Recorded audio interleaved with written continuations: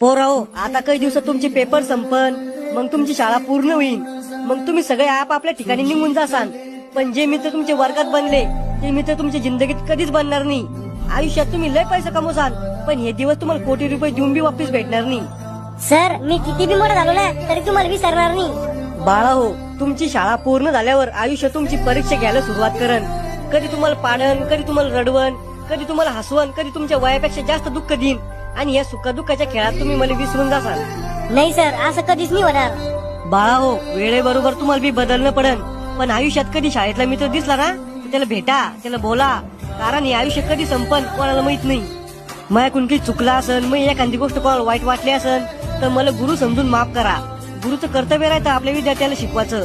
या समाजात आई वडिलांनंतर गुरुच असा व्यक्ती आहे ज्याला वाटतं आपल्या विद्यार्थ्यांना आपल्यापेक्षा पण मोठं व्हावं. गुरु रस्त्यासारखा राहतो, स्वतः कुठे जात नाही, पण विद्यार्थ्याला त्याच्या ध्येयापर्यंत पोहोचवतो. माझ्याकडून काही चुकला असेल तर मला माफ करा. आणि तुमच्या येणाऱ्या भविष्यासाठी तुम्हाला हार्दिक शुभेच्छा.